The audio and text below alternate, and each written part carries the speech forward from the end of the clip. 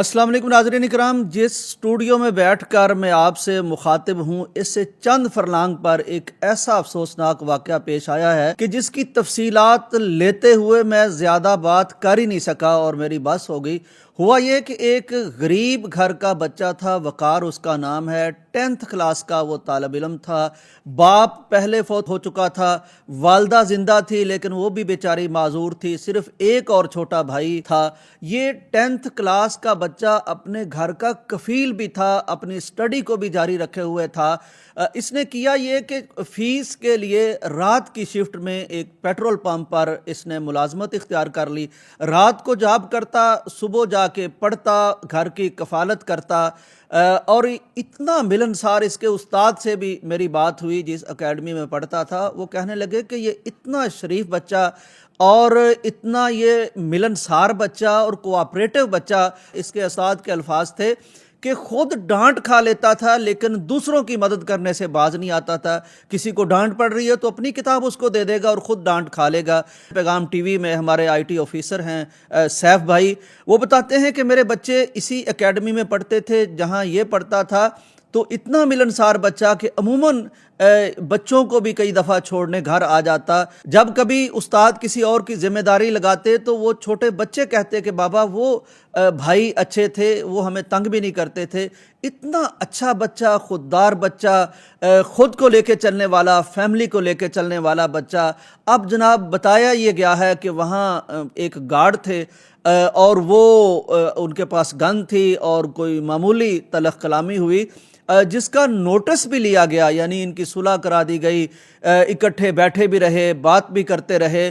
और फिर जब शाम का वक्त हुआ, ये बच्चा शायद वहाँ पहुँचा था, उस गार्ड की ड्यूटी ख़त्म हो रही थी, उसने गन दूसरे गार्ड को दे दी। लेकिन फिर न जाने दिल में शैतान ने क्या उसके बात डाली कि उसने कहा 1 मिनट गन देना, और बच्चे का रुख दूसरी तरफ था तो उस पर फायर खोल दिया।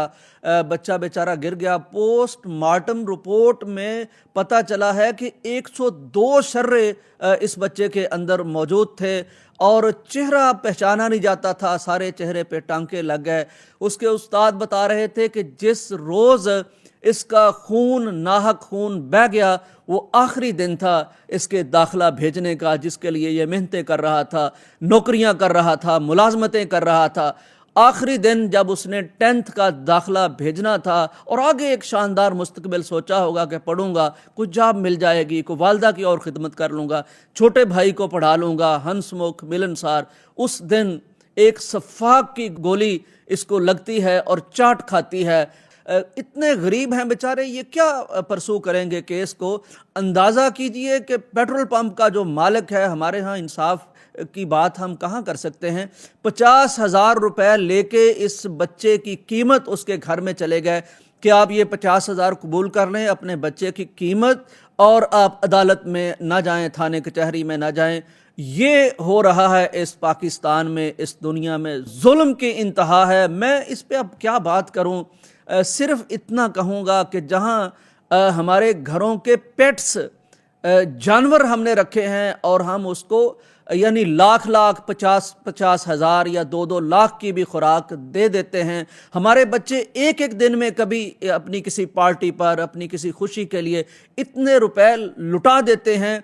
वहाँ ऐसे लोग भी मौजूद हैं जो खुददारी पर आंच भी आने नहीं देते, जो स्टडी के लिए भी स्ट्रगल कर रहे होते हैं, जो फैमिली के कफील भी होते हैं, लेकिन फिर भी ये जालिम मुआशरा, ये जालिम समाज और ऐसे दरिंदे उन्हें जिंदा रहने का हक भी नहीं देते। हो सके तो इर्द गिर्द देख लिया कीजिए, अपने बच्चों का सदका समझ के ऐसी मजबूर फैमिलीज़ को देखा कीजिए, उनके सर पर दस्ते शफकत रख दिया कीजिए, उनकी कोई मजबूरी दूर कर दिया कीजिए। अब इस केस का मुझे नहीं पता क्या बनेगा। वो बेचारा वाहिद कफील मारा गया, पेट्रोल पंप वाला भी अगर खड़ा हो गया है अपने गार्ड के पीछे और एक 50,000 की भीख उसे देने पहुंच गए हैं। कोई और लाए ये पेट्रोल पंप वाला, कोई अपने बच्चे को 50,000 इसको कोई और दे देंगे, कबूल करता है कि उसकी जान ले ली जाए, खून बहा दिया जाए। बहरहाल इस मुल्क में अल्लाह करे कि इंसाफ मिले और हमें समाजी इंसाफ मिले, सबके बच्चे पढ़ सकें, सबके बच्चे जी सकें और सबके बच्चे उनको इंसाफ अदालतों से मिल सके। بہت دکھی دل ہے، مجھے نہیں معلوم کہ اس کے سوا مجھے اور کیا کہنا چاہیے۔ اجازت دیجیے، اللہ حافظ۔